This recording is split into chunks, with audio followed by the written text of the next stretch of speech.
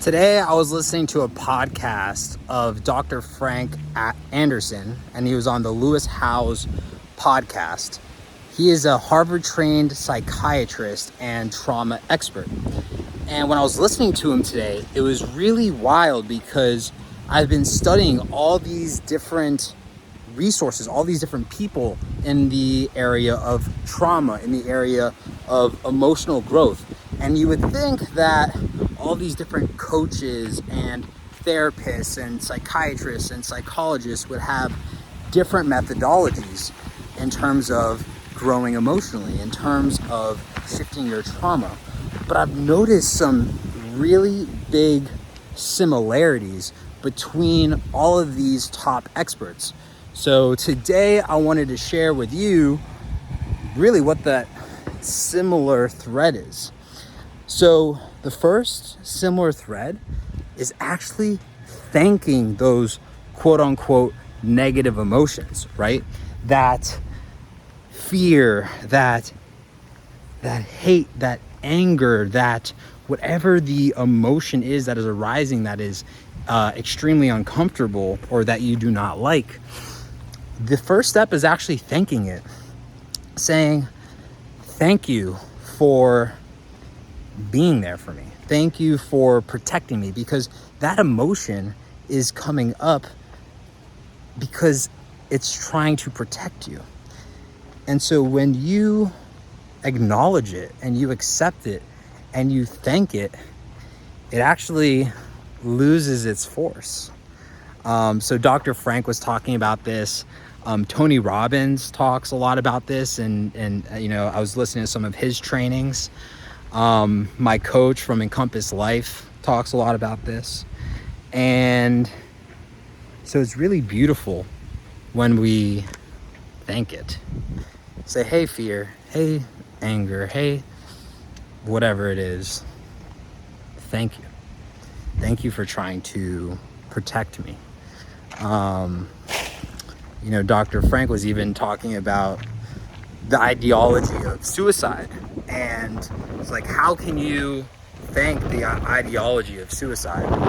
And so what he said was, hey, it's just there trying to protect you from pain, right? That ideology. And so when you can look at it and say, hey, thank you for trying to protect me from this pain, we now actually release some of that pain because there's not that inner conflict as much anymore. So with Dr. Frank, that was step one. Dr. Frank, his step two is to feel it.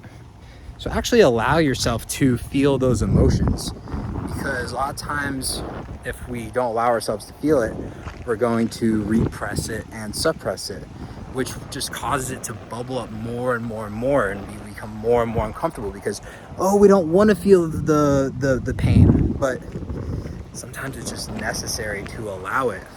And again, I just see these common threads between him and, for example, the book Letting Go by David Hawkins, another trained psychiatrist.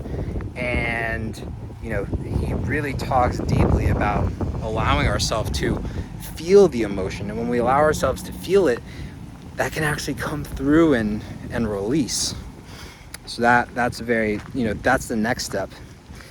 The third step with Dr. Frank is to share it, right?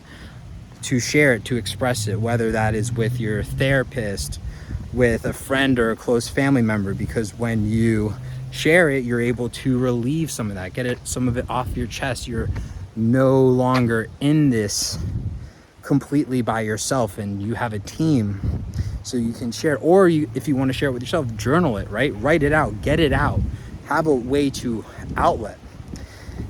And then the final step is replace it, right? So once you've processed that emotion, you've processed that trauma, you start releasing it, move to something that empowers you, that really gives you that love, that you can replace it with something else.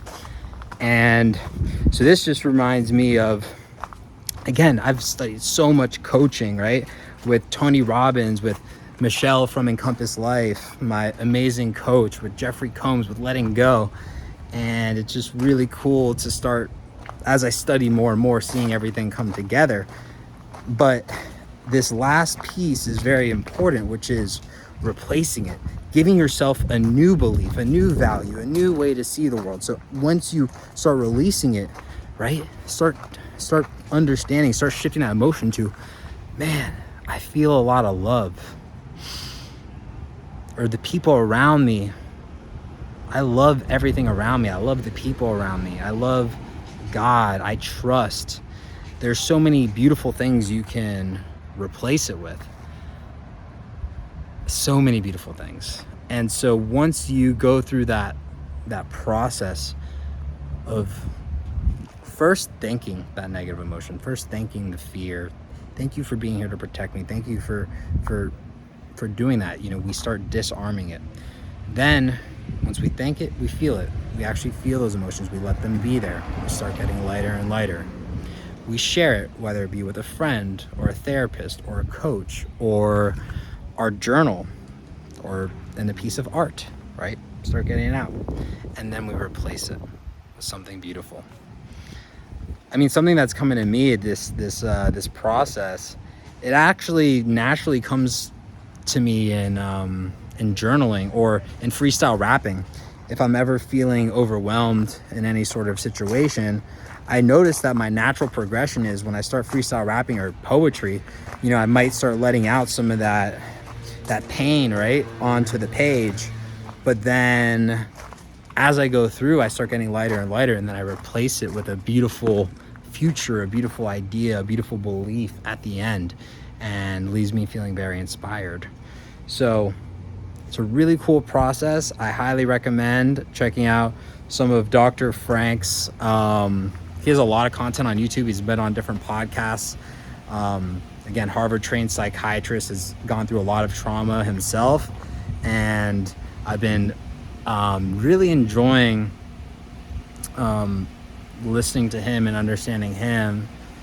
And I've been really enjoying understanding all the traditional therapy, right? So I'm like learning from him, who's a psychiatrist, as well as coaches and people that have kind of more outside of the box thinking.